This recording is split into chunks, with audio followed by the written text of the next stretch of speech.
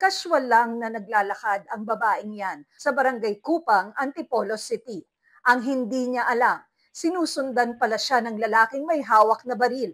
Maya-maya, nilapitan at pinaputukan ng lalaki sa batok ang babae.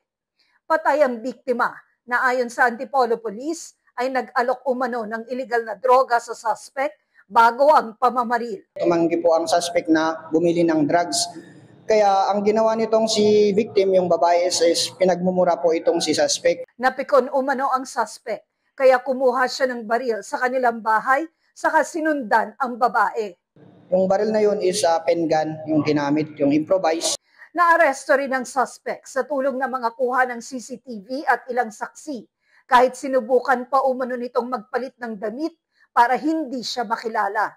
Nasa custodial facility ng Antipolo CCPS ang suspect na aminado sa krimen. Ako naman po talaga bumaril. Nagiinom po kami din sa amin, tapos inalokan po ako ng drug.